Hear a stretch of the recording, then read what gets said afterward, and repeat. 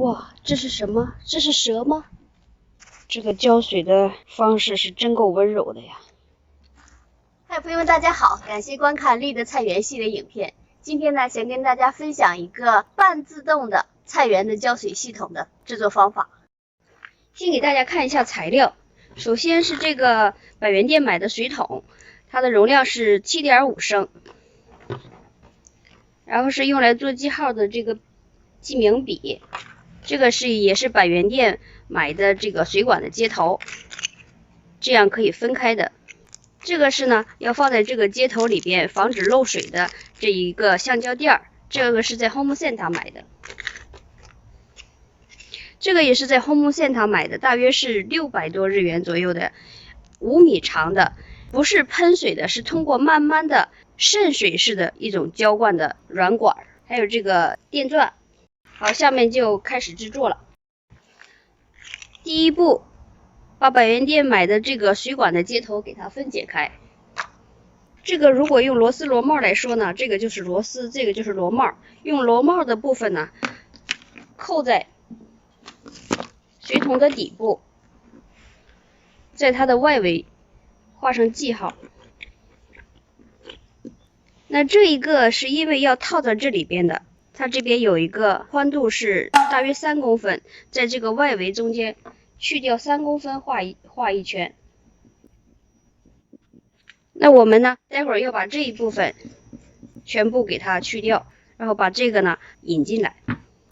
下一步就是使用这个电钻把这一部分给它去掉。有的朋友说用壁纸刀行不行？美工刀行不行？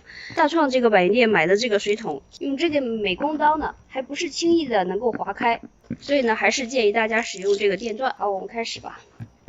电钻呢，一定要小心一点。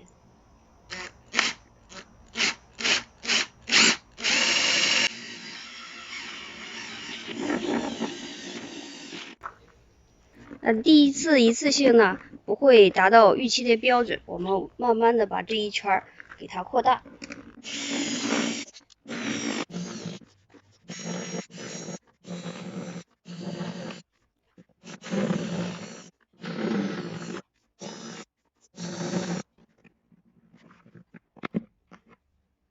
钻好了，这个大小呢，用它量一下就可以刚刚好穿过。到后期的时候要慢慢的这样的去调整，不能一下子开得过大。钻好了以后，这个正好能进去的范围呢，就是在这个外围画的这个圈的3毫米以内的这个位置。那原先的时候它是买的时候是这样一套的，我们给它打开，把里边原有的这个水垫这个橡皮给它拿去，然后套上一个我们在Home Center 买的这个尺寸的。Home Center 买的时候，这上面有尺寸，内径是3公分，外径是3.8公分。这样的话，它的这个公母的宽就是 0.4， 正好就跟咱们这个可以吻合上，把它套上去。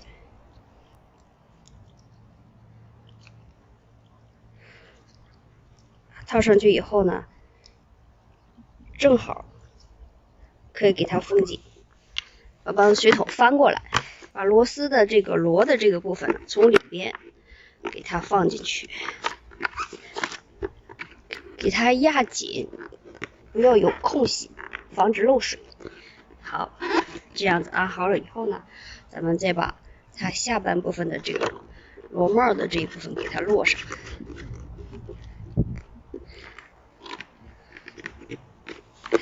2下拧紧，防止它漏水。好了，这样的话，咱们这个水桶的这一部分就做好了。做好了以后呢，咱们要先试一下它这个四周是不是漏水，做一下测试，然后再进行下一步。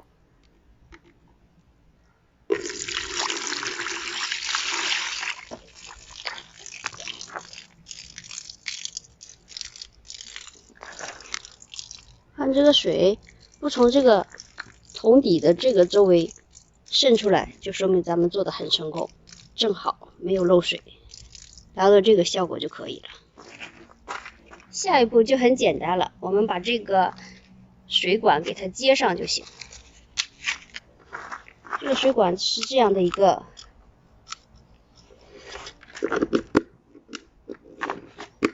好，我们这样给它接上。这种水管呢，它是表面有很多孔隙的，是一种渗水的浇水方式。我们把它放到花盆上试一下。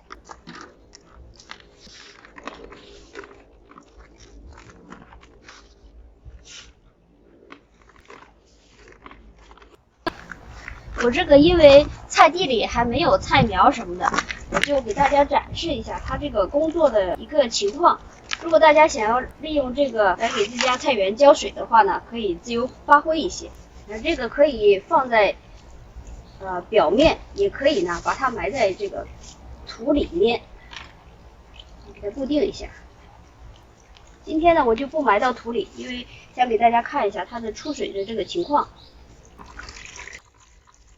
现在这个状态是这样，这个水呢已经顺着这个排水口缓缓的流到下边来了，然后看看下边是什么样的一个出水状态。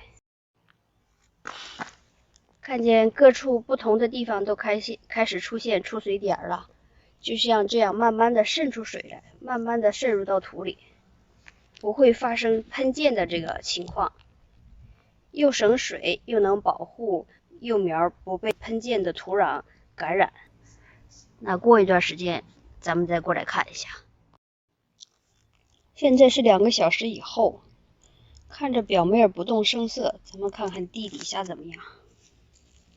地面下已经阴湿了，这个浇水的方式是真够温柔的呀。